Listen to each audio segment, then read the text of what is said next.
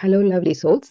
நீங்கள் புது அம்மா அப்பாவா? இப்போ மணி 2 மணி நைட்டு, கண்ணு ரொம்ப எரியுது, குழந்தை அழுதுகிட்டே இருக்குது, இதை பார்த்துக்கிட்டு இருக்கீங்களா? அப்போ நீங்கள் தனியாக இல்லை. இந்த மாதிரி இது நியூபார்ன் ஃபேஸ் எல்லா பேரண்ட்ஸுக்குமே கஷ்டம்தான். ரொம்ப க்யூட்டாக இருக்கும், ரொம்ப அழகாக இருக்கும், ஆனால் ரொம்ப கொடுமையாகவும் இருக்கும். அந்த எலும்பு வரைக்கும் ஊடுருவ அந்த களைப்பு இருக்குமே, அது எப்படி இருக்குன்னா, நம்மளை வெறும் கோபக்காரராக மட்டும் மாற்றுறது கிடையாது. நம்மளுடைய அந்த பழைய காயங்கள், அதாவது நம்ம சைல்ட்ஹுட் வூண்ட்ஸையும் திறக்குது அப்படின்னு சொல்கிறாங்க.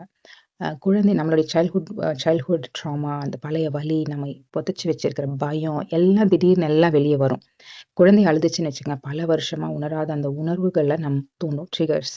அதாவது இது எதனால ஹார்மோன்கள், இப்போ மதர் போஸ்ட்மார்ட்டம் ஹார்மோன்ஸ் அண்ட் தூக்கம் இல்லாதது ரெண்டும் சேர்ந்து உணர்ச்சிகளை ரொம்ப பெருசாக்கி காமிக்கிற கண்ணாடி நம்ம குழந்தை. இப்போ பழைய பழக்கங்கள் எப்படி இருக்கும்?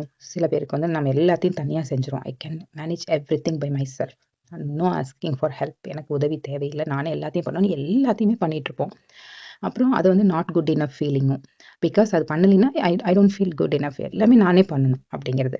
இப்போ இந்த சமூகம் அது ஜோக் ஆக்கிட்டு இனி தூங்க மாட்டேன் ஹஹா அப்படிங்கிற மாதிரி ஒரு மாதிரி ஒரு நார்மலைஸாக சொல்லிட்டு போகிறாங்க. பட் இந்த போஸ்ட்மார்ட்டம் ஆன்சைட்டி டிப்ரெஷன் அப்படிங்கிறது it is a big risk factors. எனக்கு கூட இருந்தது. பட் அப்போ நமக்கு ஒரு help, I don't know, I have to go for தெரப்பினாவே ஒரு ஸ்டிக்மா அப்பெல்லாம் அந்த மாதிரி.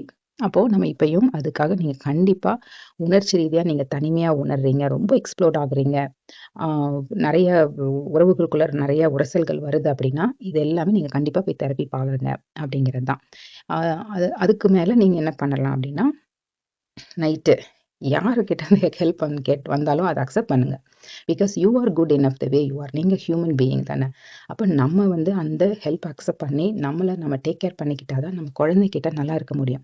நான் குழந்தைய 24/7 நானே பார்த்துக்குவேன் அப்படின்னு சொல்லி அந்த எனர்ஜியோடு இருந்தால் நம்ம இதெல்லாம் நமக்கு ஆன்சைட்டி, இந்த டிப்ரெஷன், இந்த எனர்ஜி தான் அந்த குழந்தை ஃபீல் பண்ணும். அப்போ குழந்தைக்கும் அது பாதிக்கும்.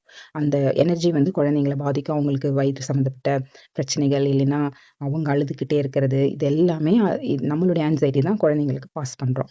இதுவே நீங்கள் போயிட்டு ஒரு 3 மணி நேரம் ஒருத்தங்க பார்த்துக்கிறாங்கன்னா, நிம்மதியாக தூங்கி எந்திரிச்சு வந்தீங்கன்னா அந்த காமாக இருக்கும், நம்மளுடைய நர்வஸ் சிஸ்டம் ரெகுலேட்டடாக இருக்கும். அப்போ நம்ம குழந்தைங்களை எடுத்து கொஞ்சம் போது நமக்கு வச்சிருக்கும் போதும் குழந்தைங்க அதை ஃபீல் பண்ணுவாங்க, அந்த எனர்ஜி தான் ஃபீல் பண்ணுவாங்கன்னு நிறைய ஸ்டடீஸ் சொல்லியிருக்காங்க. ஸோ எது முக்கியம் அப்படிங்கிறத நீங்கள் பாருங்கள். So you are not alone. இது நிறைய மதர்ஸ்க்கு வேர்ல்டு வைடு நடந்துட்டு தான் இருக்குது. அதனால you are a human being. It's okay to accept help.